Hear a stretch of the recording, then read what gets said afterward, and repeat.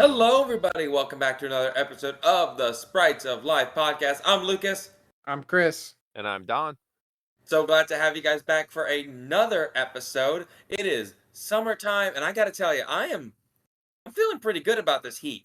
Don't get me wrong. I know not everyone's a big fan of the heat, but I'm having a great time. Is this your first summer outside of Florida?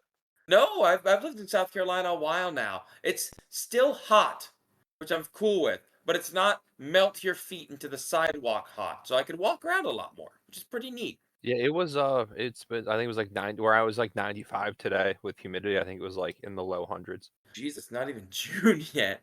I will say one of the things I love about summer and springtime is that since no one's huddling around, you get a better chance to just like people watch. And one of my favorite things about Charleston is that it's a super dog friendly city. So while I was just chilling around, I just figured, you know what? I kind of want to ease into summer with something chill. Y'all want to just talk about dog Pokemon? Yeah, but get them puppies.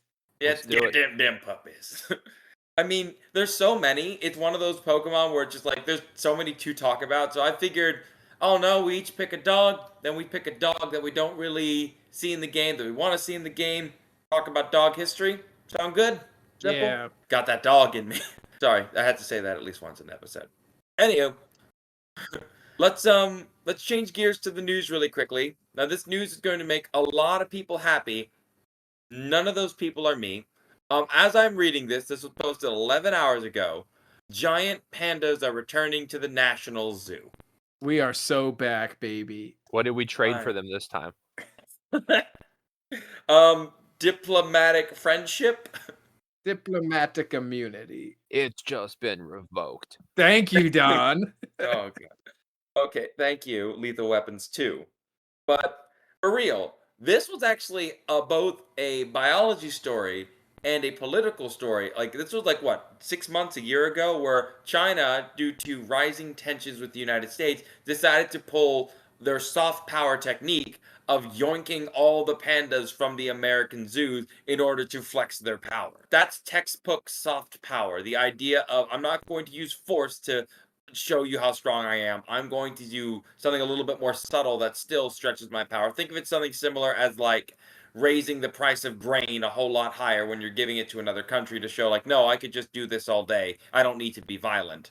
This is their version. Pandas are like the greatest card they have in making the American public sad because people, for one reason or another, really like pandas. Really like pandas. They really do. And I'm not a panda fan. I know too much. I know too much about pandas. My buddy Will, who we've had on the podcast, he's like, he's told me that like paleontologists and like people who study fossils and bones hate the panda because it's like, look at the bone. Like this thing has evolved from going from carnivora, still being in carnivora, and just munching on grass. Like, imagine if like one species of lion learned how to eat like really tall grass, and imagine what it does to the dentition, like over evolutionary time. It's a very, very weird animal. All right, so then Bao Li is a 2-year-old male and the son of Bao Bao, the female panda born at the zoo in 2013, grandson of Mei Jiang in 1010, the two pandas who were left in the zoo last year. So there were still pandas in the United States, but there was a fear that we wouldn't have them back. But according to a Chinese ambassador, he dubbed it the duo of pandas they're giving back, the new envoys of friendship.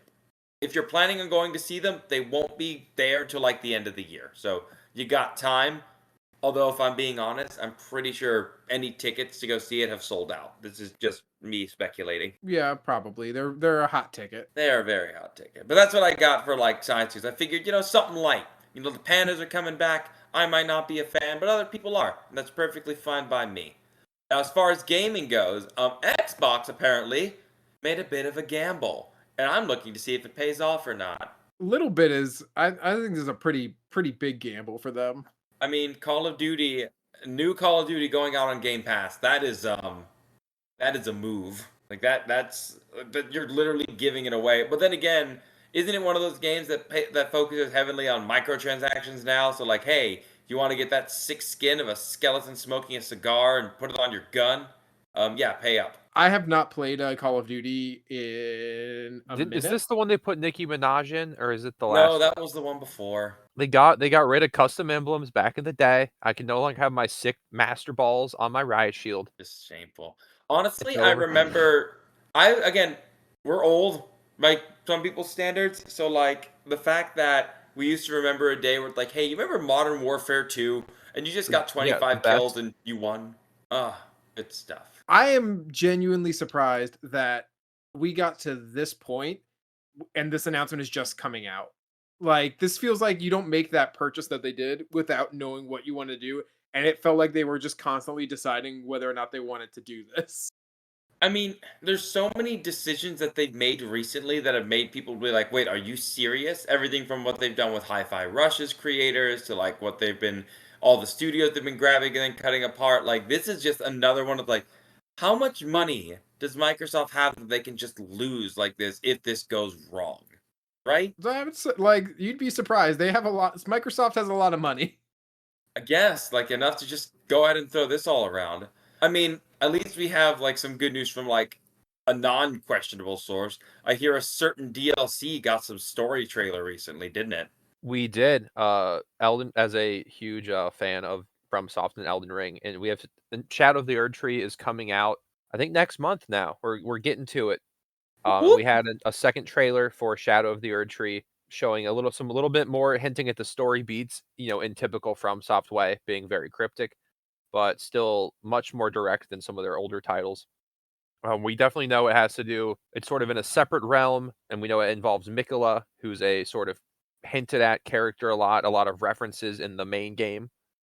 And now we see some characters in the cutscene that may be Marika as well, and maybe look at how this land split sort of from the lands between. And I think we've heard in interviews that the area in the DLC is at least as big, if not a little bigger than Limgrave. So it's going to be, and there's going to be side dungeons and all sorts of stuff. So Let's not FromSoft normally forget. really Let's takes not their time. forget. Poison Swamp. There's going to be a poison swamp, Let's and go. FromSoft really does take their time with their DLCs. It seems like, I mean, it's been over a year since Elden Ring came out, and you would think with how successful it was, they would have really rushed the DLC. So I'm unapologetically a fanboy. If I start playing tomorrow, can I be ready for the Erd Tree? I would say so. I think the Erd Tree area they've said is going to scale to you, sort of.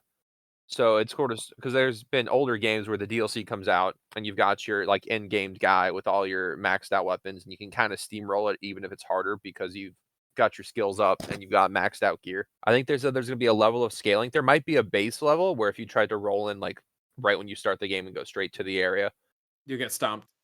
it'll also be fun too. I'm not sure how we're going to access the Shadow of the Erd Tree area. It's called the Land of Shadow, which I guess makes Maybe sense. the turtle will help. I hope the turtle helps. The Turtle Priest would be nice, but like some of the older FromSoft DLCs had very they sort of were like, here's your DLC, find it.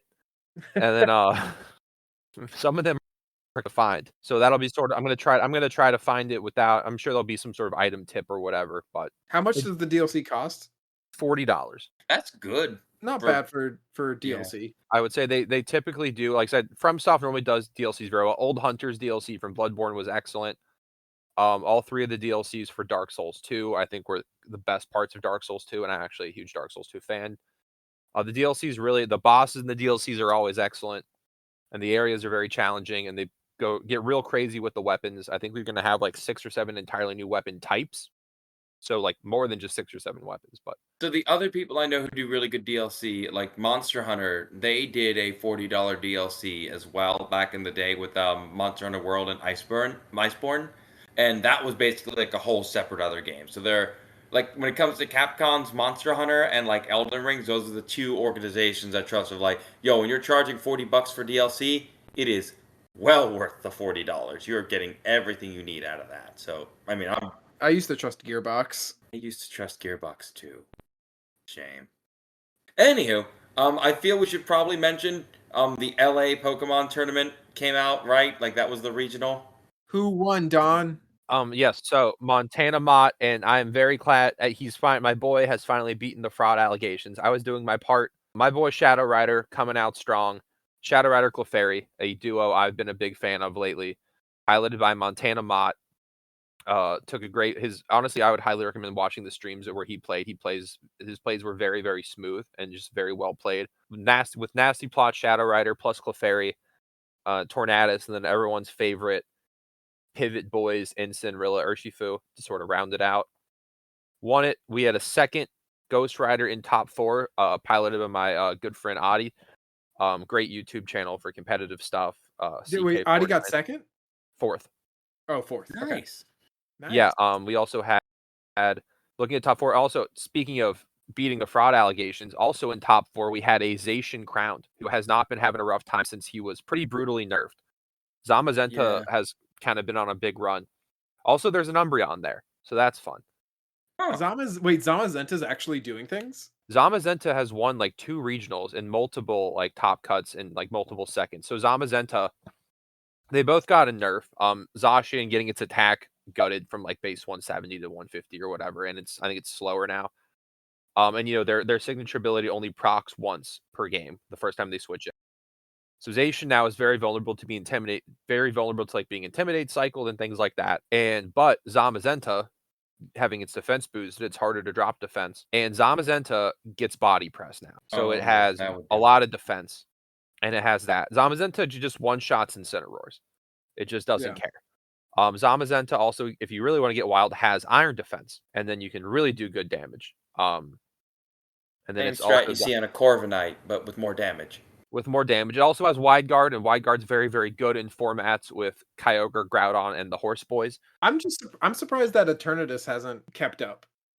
It's kind of been I don't think it's ever really been tippity top tier. I'm looking through the list right now, real quick. Also in the top 8, we also had 2 Koraidons, Rajin Ball with a he won I think the most recent US regional as well, but with other one. Or no, he won Indy with the Miraidon. So now he's switched bikes and now has Koraidon, and he got 6th. So another good finish there. Kind of a nice top cut. We got 2 Ghost Horse, 3 Ice Horse, Zacian, and 2 Koraidon. Looking into other Galar's teams, back, baby. Looking into other teams as well. Michael Zhang, who will run some. He was kind of put his. He built the Zacian team that won a European regional the other week, Stockholm, I believe. He got 10th with another very cool Zamazenta team with Chandelure and Galar Moltres, the team that he helped build. I think it was Michelle and Donald Smith, both not the same last name. I'm blanking on Michael's last name, but they both got like first and top 4 with it as well. And that one had Galar Moltres and Latios, which was very cool. So this one has Galar Moltres and Chandelure, which is also very cool. I love a good Galar Moltres unit, though. Galar Moltres is, as much as I love Articuno, Moltres was the best of the redo birds. It makes a lot of sense on this team because Zamazenta is really good into most restricteds that aren't Calyrex Shadow Rider. Yeah. So I'm looking through some other stuff. We have. Can I cycle back really quick? Yes. I have a quick question for you because you was talking about Eternatus, and I just had a thought. What does Dynamax Cannon do now that there is no Dynamaxing? It does base 100 damage. Okay, sorry, I didn't mean to interrupt. No, it's fine. Yeah, I would say it doesn't. I think someone. I'm looking through the list trying to find the highest ranking of kind of more interest. A Lunala in top 16 looks like a Trick Room team. It's got a Ursaluna on it. We had a Suicune also in top 16 paired with a Zacian. Zacian popping off. Few Zacian finishes in top 16. Good for him. We had a Comfey, Annihilate, Sableye team that looks really annoying. Screamtail, Talonflame on the same team. Volcarona had a couple nice finishes. Iron Treads in 23rd and 24th, but on different teams otherwise. Trying to find any first Kyogre I'm seeing on the list. Got in top 32, Andrew Ding, who knocked me out of Players Cup 2 with a pretty cool Kyogre Iron Jugulus. A lot of Terrapagos, a lot of Zamazenta, a couple Groudons. Groudon Iron Bonnet made day 2. Lugia, I would recommend too. Victory Road has all the kind of top placing teams with the open pace for them for people that want to check them out. Lugia, Comfey, Sableye made day 2. And one Ho-Oh in day 2. No, the Ghost Horse scares me. I like that he used a spell tag with it as opposed to just the specs. I like having a variety of moves with that horse. I like the specs. I know. Hey, Nan, you're talking to Mr. Big Number here. Well, I do think Spell Tag is a good choice for the setup sets because Clefairy allows you to really have good setup thanks to Friend Guard, which I should have commented. His team's very strong. It's pivoting around the Shadow Rider, and then like sort of slowly chipping away at the stuff while boosting for your Shadow Rider. Spell Tag gives you a little more immediate damage because a lot of the setup Calirexes are sort of a little. I mean, Calyrex already does a lot, but he really wants some sort of boosting item, and it's hard to get that early KO without going for the setup. But that little extra nudge from the Spell Tag really helps you out with the Astral Barrage, because otherwise we see Pokemon using Covert Cloak a lot on the setup Calyrex, so you can't get snarled or icy winded. But that's a very nice like item choice, I think, for that style of team. I think it's a very, very well built team, and like I said, his play in the stream matches is just excellent. Sweet. Well, I mean, congratulations, Montana. Hope to see you get. Honestly, I would like to see a guy named Montana make it to the #1 of like the the international. That just feel that's. I don't know. Montana deserves a W. I'm just gonna say it. I feel like Montana deserves a W. All right.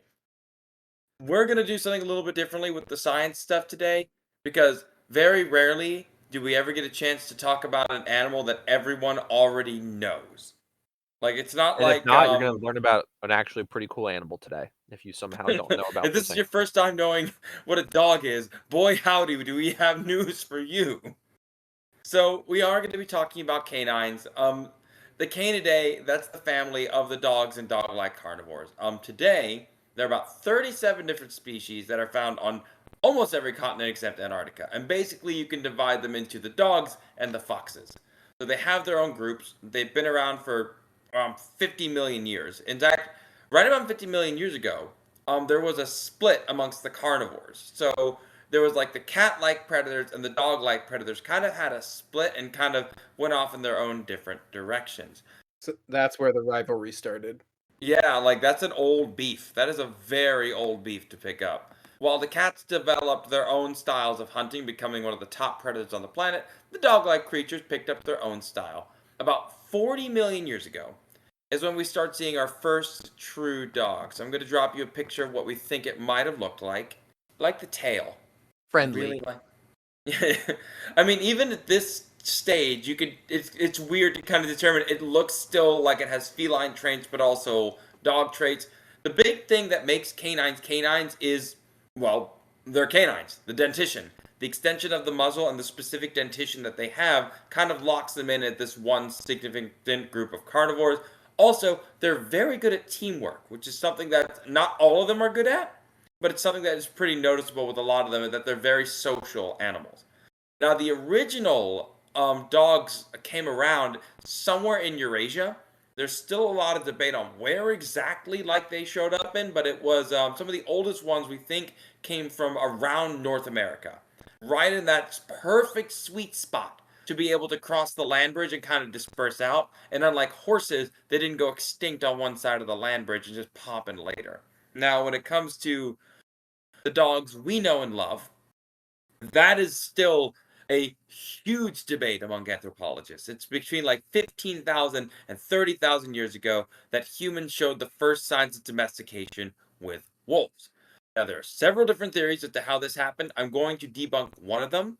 One of the theories is that, humans went over and stole pups from the main wolf, from like the wolves, and just raised them. Probably didn't happen.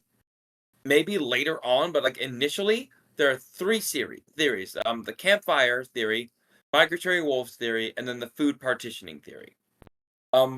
Guess what happened with campfire theory? What do you think that theory suggests? That they just liked the fire for warmth and or good smelling food, and they were like, "This is cool." They gathered around the campfire and they sang their campfire songs. I liked Don's answer better. They did gather around the campfire and sing campfire songs. CAMPFIRESONG song. The more submissive wolves of the pack, the ones that were less likely to show signs of aggression, would start moving closer to the campfire due to the smell of food. And over time, that sense of, okay, I'm just going to stick around here and eat, kind of slowly grew and developed into that partnership. The migratory wolves theory, it talks about how humans may have turned wolves that were more so, sedentary in certain regions to migratory and following the humans for food. Humans would always be going after these food items that would be traveling long distances. The wolves, recognizing that humans could feed themselves very well, they would just go ahead and follow the humans because they were clearly getting more food, and then that relationship formed there. The food partition. The game recognized game theory. Yes. Shut up. That's game recognized game That's the theory. officially accepted term for it now. Game recognized game, and you looking kind of familiar right now, my man. The other one it's similar. It's the food partitioning theory. Humans are good at a lot of things, but we're not the best at digesting everything an animal eats. And we are smart enough, even our ancestors were smart enough to know that. The items that humans couldn't eat, we would just throw to the literal wolves. Like the wolves would follow us in order to make them like leave us alone, or just because we felt it'd be fun.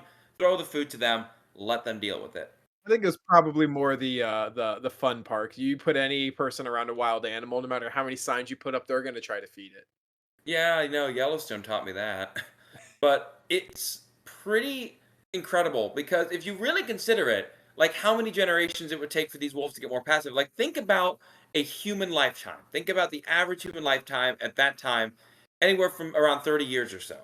Like, even in that short span of time, you would have had at least 2 generations of wolves, right? Like, one or you maybe even have 3 or 4 if they're really getting reproducing quickly. So thinking it that way, over these generations, over time, and I'm just going to call dog years, these animals would slowly adapt and slowly evolve into getting lot more comfortable with us. And that's really cool. I mean, when the first domestication happened in Eurasia, like we still don't know where. It's either anywhere from Germany to China. So, pick a spot. Pick the world. Pick this massive slab of land. We still don't know if it was found independently by people across the planet, or it started there and the information spread to the rest of the world. I personally am in the camp of separate, because just like fire, humans figured that out separately on their own, figuring out that the dog-like creature would stick around and not kill me if I fed it seems like an easy dub. Especially since not everyone had the same dogs. The wolves that were domesticated by people at that time are extinct now, and we'll talk more about wolves in a bit. Eventually, it went from us being nomadic nobody just going around grabbing stuff, and as we developed our civilization over time, we still kept the dogs around.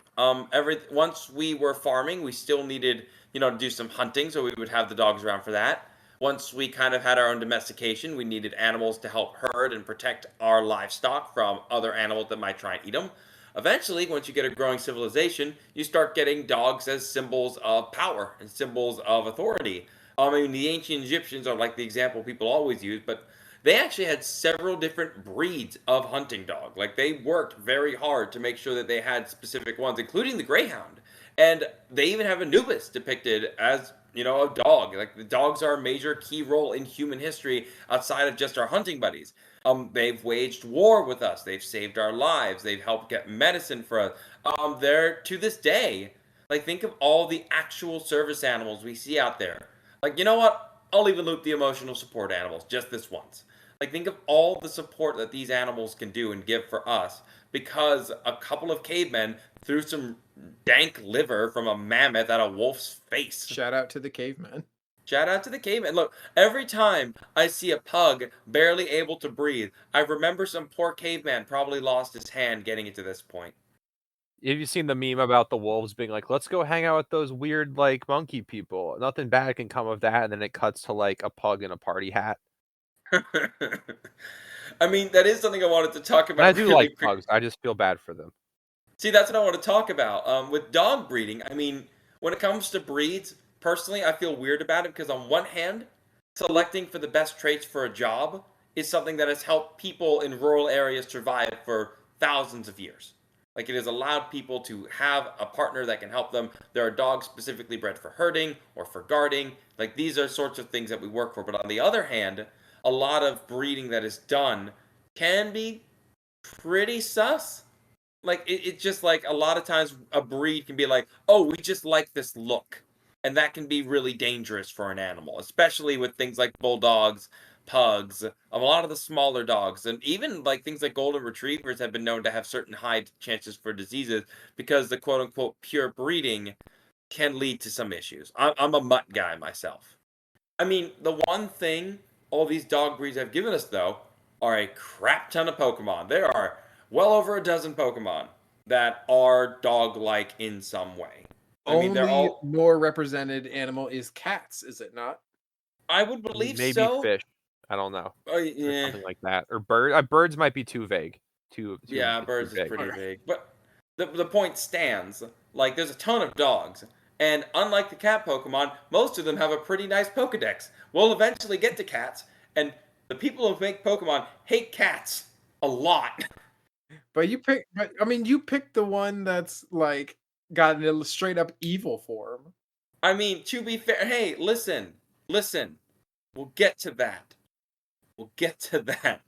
The one that Um, looks like an OC from like Tumblr or something. Shut it, you. They're already figuring it out.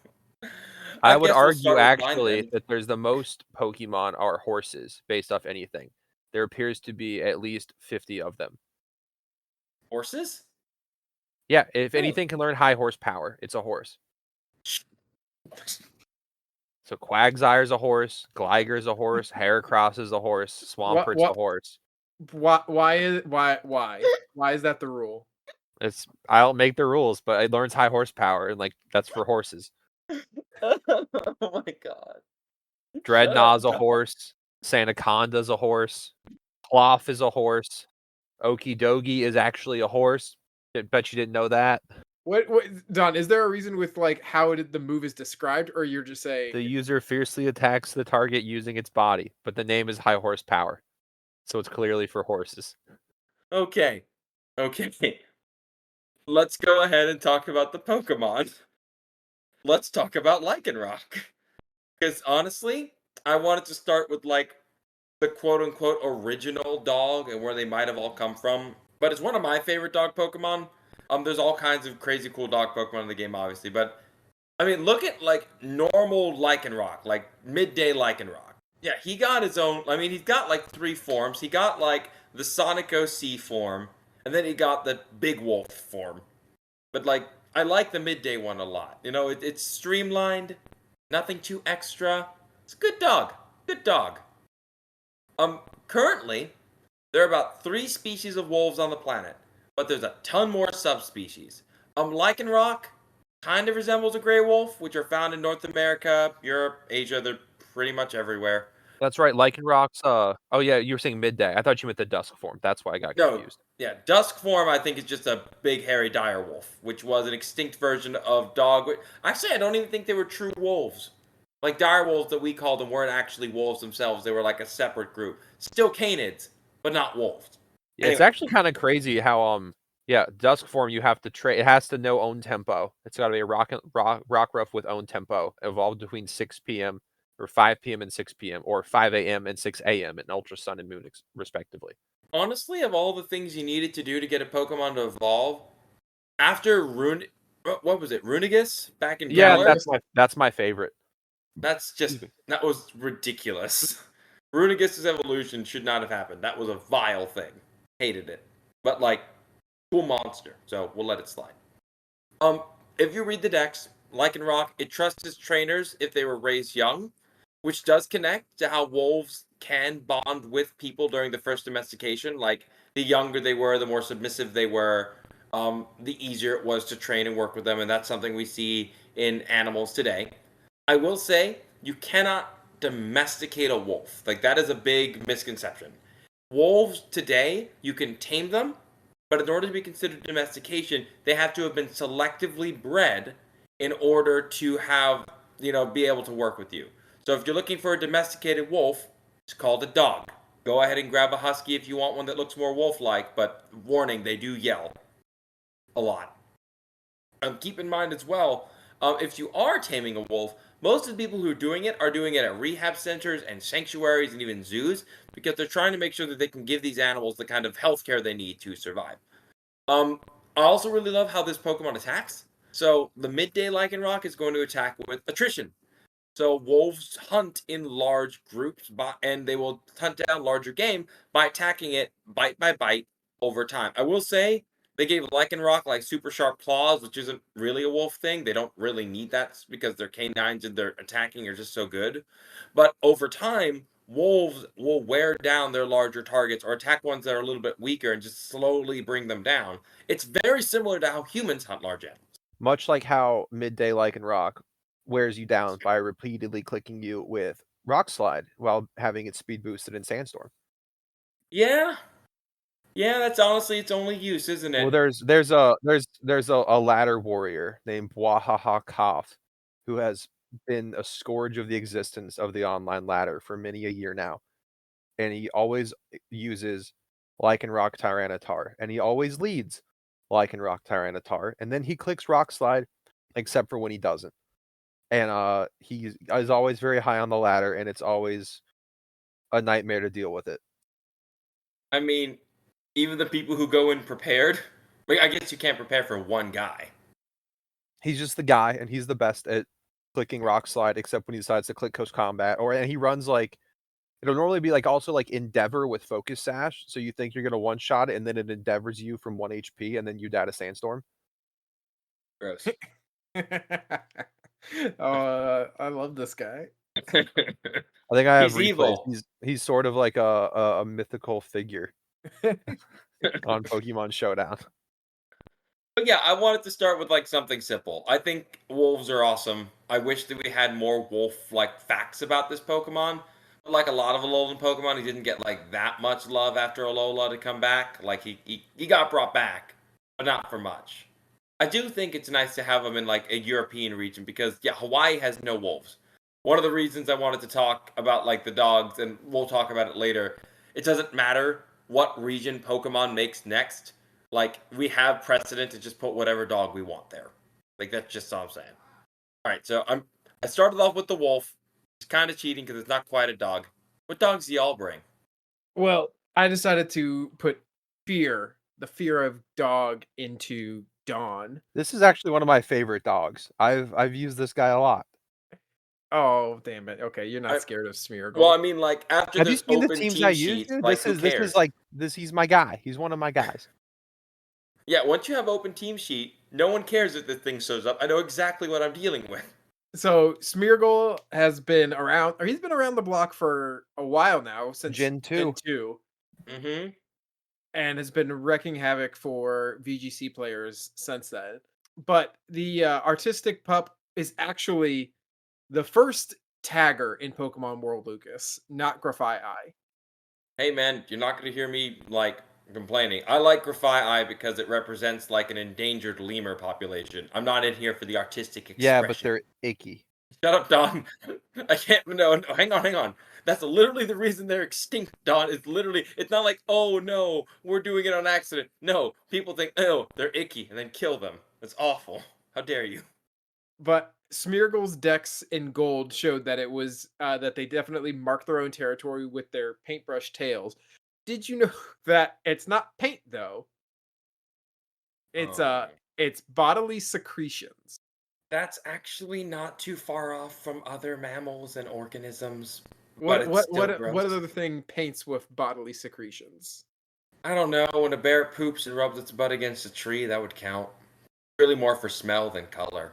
That doesn't seem too far off from what Smeargle's doing, if we're being Yeah. honest. I mean, a lot of animals use musk. A lot of animals use scent in order to do it.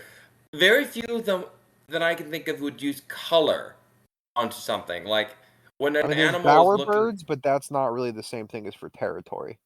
Yeah, but like the color would be on them a lot of the time. Like if it's a bird, then it's, oh, you have this color. I find this color attractive to your genetic stockpile. But like I don't think of a lot of animals that go for like color and like their display or their territory. Well, we did have the Dex doesn't call it anything other than a special fluid that oozes.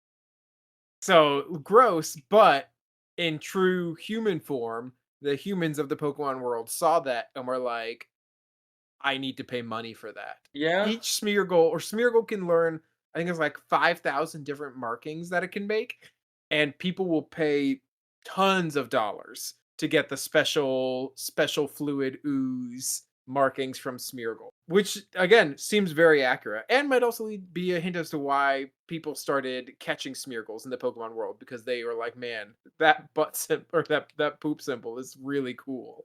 This is very similar to how zoos will make money by teaching an elephant to paint and selling it. Because we do this a lot. Like, we get animals to paint all the time. You know how easy it is to sell a penguin painting or like an otter painting? Like, it's one of the common things we use in the zoo community because, one, it's a unique piece of art that nobody else has. Two, it represents an animal that you can find like it and be special to you. And three, it's excellent enrichment for the animal. So everybody wins, especially the zoo. Smeargle, when they become an adult, will actually let other Smeargles mark them on their backs.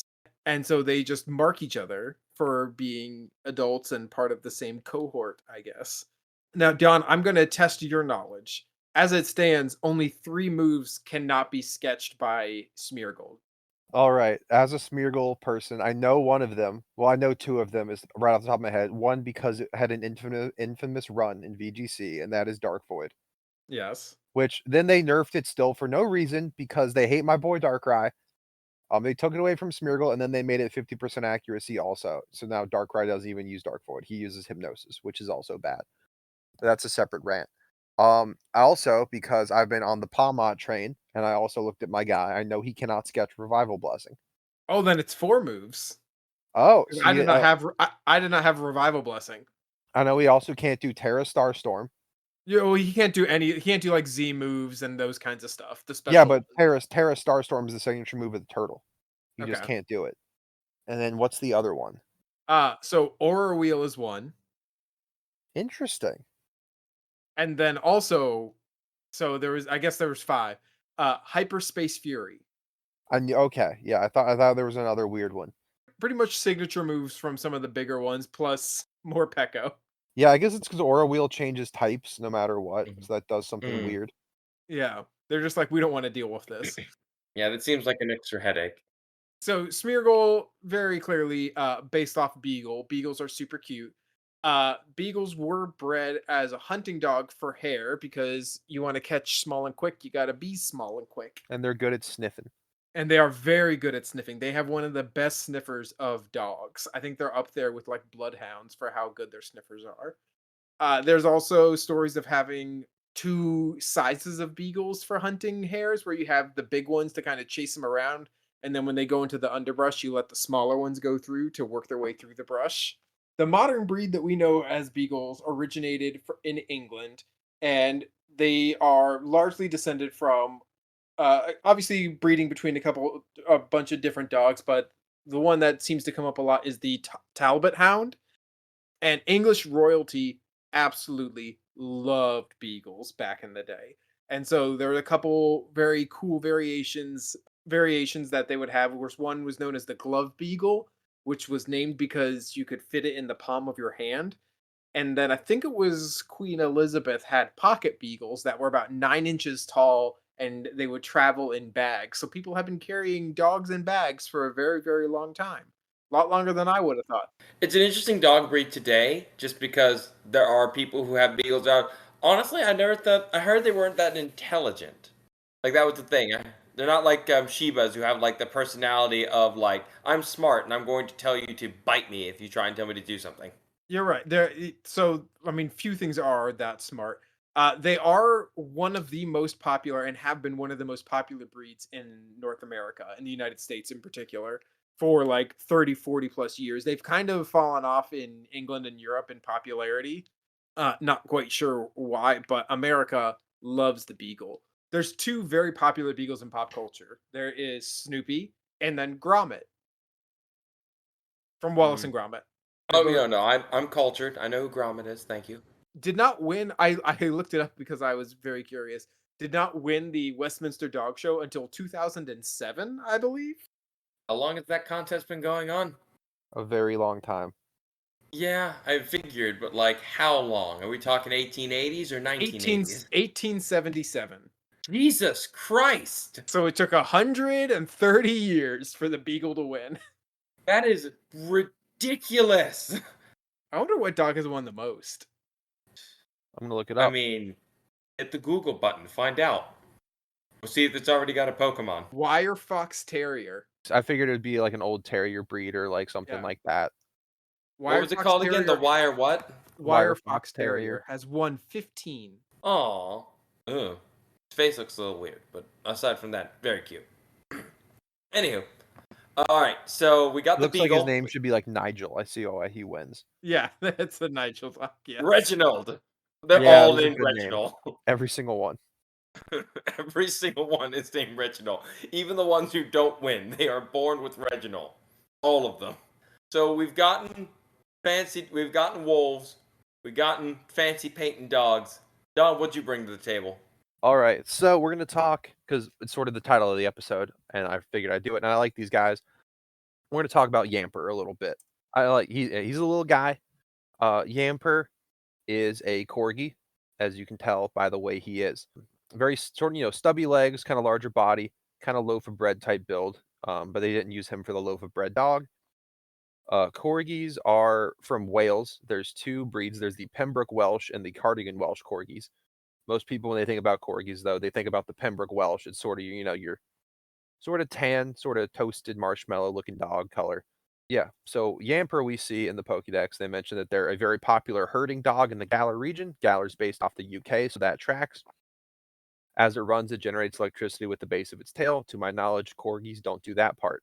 Not electrically charged, no. No, and it says it's also a gluttonous Pokemon that only assists people with their work because it wants treats.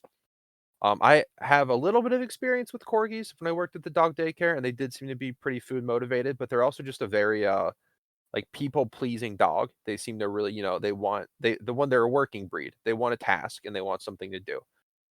That shocks people a lot of the time. I mean, like, people assume that the corgi is like a lap dog that'll sit there and just get treats and be cute, almost like a living stuffed animal. You wouldn't really connect them with working breeds, would you? Especially not the type of work they do. So corgis are a very intelligent breed. A lot of like dog intelligence lists, which aren't really 100% rank them like in the top 15.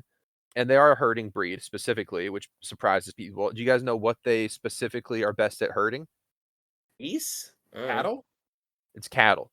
Yeah. Ooh, what? So- Really? Yeah. So corgis are a cattle herding dog, and they're also sort of a generalist herding breed, but they have a couple unique aspects that make them better for cattle. And once border collies became more popular too, they sort of fell out of a niche with sheep. But a big part of why they're specifically so good as a cattle dog is one, they're very low to the ground, so it's hard for the cow to kick them. Yeah. They're Yeah. just that's- from the Oh. angle.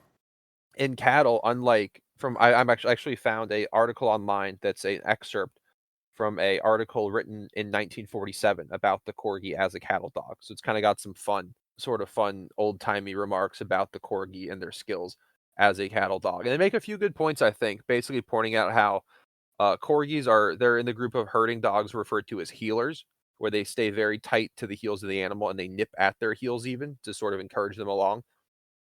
And the writer of this makes a point that while sheep are much more likely to respond simply to barking, cattle sometimes need to know that they're like, that you have to be a little firmer with them, I guess, as a herding dog is what the point they make. And that corgi being able to get up in there and you maybe give them a little nip like low on the ankle where it's not going to damage the dog and the corgi's not biting hard, but they're also very hard for the cow to sort of retaliate back. And this guy goes into praises and mentions the like sort of like the fear, like the bravery of the corgi and how they'll stand their ground and sort of weave back and forth and be ready to nip the cow on like the heel or the nose to get them moving. And that I think he argues that the yapping for a corgi is not accomplishing anything because cattle are just made of sterner stuff. This guy really seems to have a low opinion of sheep and their courage compared to cattle. So maybe Who there's is a little this bit of guy bias again? here. Some guy from 1947. Just some dude who hated it. I don't know. I just found this book in the library about He corgis and basically why I talks hate about sheep. how like he goes around, he likes corgis a lot and how they're very smart and they seem to be able to like be taught to handle like cows differently even and be like more gentle with some cows and others and stuff. But yeah, just their stature and stuff is really designed by the fact that it's just one like where they're sort of when they're herding the cattle and like you'll see this with corgis, especially young corgis too. If you sort of run or jog around like a corgi puppy, they'll kind of try to one, they're really good at tripping you because they're just little blocks. But also they'll sort of weave back and forth at your ankles, and like they'll even sort of try to almost sort of nip at your ankle a little bit, especially when they're very young, just because it's an instinctive trait of the breed. Yeah. So we see that a lot. And I say it's really not a dog that people think of as a working dog, specifically working with cattle. But yeah, and they're very like friendly, and they're very yeah, they talk often about the boldness of corgis and a lot of older corgi writing. So I yeah, just this love the guy's ability. Sorry, I love the ability. It's so I was gonna useless and talk like about that. Yeah, it's a niche ability that only it gets. And it's called ball fetch, which I like it because it alludes to the corgi's people pleasing nature. And it's if the Pokemon is not holding an item, it will fetch a Pokeball from the first failed throw of the battle. And I like that. Its hidden ability rattle doesn't really make sense to me, in my experience personally with corgis. I think as a breed as a whole, they're a pretty not really known for being like a skittish breed of dog. You don't run around an animal that's like what, 20 times your size? if Exactly. not more. Yeah, and again, like according to this guy, the number one corgi propagandist from 1947, he talks about how corgis are so very brave and how they will face the charging bullock and nip him on the nose and redirect him with their courage. So like the guy is very pro corgi in this. I'll have to send you the link because it's kind of fun. This is I would say I just looked up the Pokemon that get rattled, and dogs are overrepresented. Yeah, it's an interesting ability that's like almost good, but it's not. Giving it the intimidate speed boost is kind of cool. I noticed they didn't add Yamper to the new game, so I'm really like, oh, what is he like now? It's like, oh no, no one cared Which about because like Yamper. Bolton, his evolved form does get competitive, and like that's not always that's a pretty good ability to have. It just And him doesn't with have the move pool to back it up. exactly, and it's like it's got strong jaw, and it's like it's anyway. We're not going to get into Bolton though. Back to corgis real quick. The breeds existed since around 1107 AD. And there's several myths regarding the origin of corgis, I guess, which is also sort of a fun. The origin is we just made lots of dogs have Yeah, babies. but oh, I mean, I liked how some people have considered corgis the Eevees of the dog world because of how much breed mixing there is with them and other animals, like corgi Labradors and like corgi Huskies and that sort of thing. Like basically, if you want a mini version of a big dog, you just mix it with a corgi. Yeah, I would say they do because they do have the herding instinct and like they're very like they can have a bit of a prey response and they are kind of bark tendency, so they're definitely a dog that does take some training. They're definitely not a oh, they're so cute. This dog will be probably laid back. Like they are a high energy breed. They can be a little yappy and they definitely can have a little bit of a prey drive. But oh, here it is. So here's what I was talking about. There was a story. Yeah, there's some old corgi creation myths that they think may have actually been created by corgi breeders back in the day. One of it is about two children were running through the forest and they found a fairy's funeral, and the sad fairies gave the children two corgi puppies. Which I guess maybe you just get those if you go to a funeral for fairies. I mean, all I got were some feelings and some shrimp from the bar. So Yeah, and then there's also stories that corgis play the role of war horses for fairies before they were herding dogs for humans, and excuse you. that's also a myth from back in the day, I guess. They think this one they think might not be from Welsh lore. I guess the fairy funeral is, but this one seems to be maybe have been created by corgi breeders in the early 1900s. But I do like this though because at the base of a corgi's haunches, there's actually like a rougher sort of patch of fur, and I guess that's called the fairy saddle. Oh yeah. Yeah, yes, I remember that. Yes, so that has to do is because they were war horses for fairies.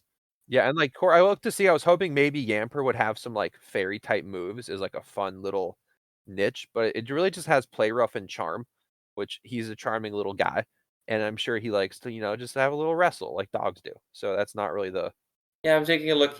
Yeah, that's all he's got. Like, it's a very weird Pokemon. Like, we're not going to talk too much about Bolton, but like the fact that this Pokemon exists is like, yeah, we didn't know what to do with it, so we gave it both, and now it's meh in both categories. It's weird, you know? yeah. Yamper's really not from a competitive standpoint. He's not the greatest. I like him. I wish his shiny was a little better. His face is kind of smooshed, I think. I like the corgis sort of have sort of an actual face and not like super smooshed. And I guess too, as we met, they're a very popular breed for a lot of reasons. The Queen of England had them for a basically her entire life. They were very popular. That have a nice bump because I guess they were a very popular breed, but they were listed as a vulnerable breed in the United Kingdom for a while. I guess popularity of them sort of fell down a little while. And then the But, queen brought it back. As of 2015, they were ranked the 20th most popular dog in North America, at least off American Kennel Club registrations. So they've got a good presence. I don't think they're too. They can actually reach 25 miles per hour too. Speedy little That's guys. Because that's not as yeah, surprising. you should actually watch Corgi agility trials. They perform pretty well, and I guess they're they have more, I guess, upper body. They use more of their upper body strength to run than most dogs, which sort of gives them like a weird gait, but it makes them very effective. All right. So now we get to we're almost out of time, but we got to get to the fun part. Do you guys think there's any dog or wolf or whatever that the game should add next? Now remember, it doesn't need to be from the region. Just if we don't know what region's coming next, anyone who says they does is either an insider or insane. So what do y'all think they should add to the game? I think we should get some Great Dane love. I do love Great Danes. Great They're one of Danes my favorite are the breeds. gentle giants of the dog world. They are so sweet and just giant cuddle monsters. They just happen to be enormous, but they are so sweet and so cute. Like they're like some of the best like apartment dogs, and they're so big. But I like I just Great Danes are the best. All right. Don, what you got? All right, I have two, but this is one I have to talk about because I love them. The Saps. You guys know about the Sapsali? I'm Googling it now. Aww. So the Cute dog. Sapsali is a dog that was bred for its ghost busting abilities. Excuse you? Yes. So they're a pretty rare breed. They're from Korea. And yeah, they date all the way back to the Three Kingdoms period. So around 220 AD. They were like a high-end companion dog. The breed's name means dog that chases away evil spirits and misfortunes. It shows up in a lot of lyrics, folktales, and paintings. They're nicknamed as like ghost hunters and sunshine dogs. Yeah. So yeah, they keep ghosts away. So immediately give this thing Scrappy as an ability. Yeah, Like that just goes 100%. without saying. And make it have a feud with Houndstone. That would be actually a really fun combo to do. Alright, so for my pick, and I'll make it quick, I cheated. Again, I want the African painted dog. Okay, Like that's fine I because I'm feel going to that be counts. cheating less bad. I'm also sort of cheating with this one, but maybe not as much. So go ahead. I I think African painted dogs are sick with it. Well, they're a wild dog. Like they don't like. I don't like the name wild dog because it just implies like, oh, they just weren't domesticated properly. No, these aren't dingoes. These are like legitimately a canine species that are called the painted dog. They're amazingly intelligent. There have even been like I have to read up more on it, but there's like they might vote before they go and like fight predators and like fight and grab to feed. Like voting at all. Like there's talks about how like they don't have the same rate of capture and hunting as other animals. They're actually far more successful as a group kill. They're amazing animals living all the way out in Africa, and they're an endangered species. So it's just like my whole thing. I love getting Pokemon that represent that stuff. I mean, I just love the dogs in general. I love the fact that we have had these companions for so long that they've tied themselves to every culture we can lay our fingers on. I don't know. I just think that's the best part. Right? I think so. Well, we'll go ahead and wrap this one up. Guys, thank you so much for listening. Have a wonderful rest of your day or night. We'll catch you guys in the next episode. Bye, everybody. Everyone, go pet dogs. But ask the owners first. Also, go pet dogs.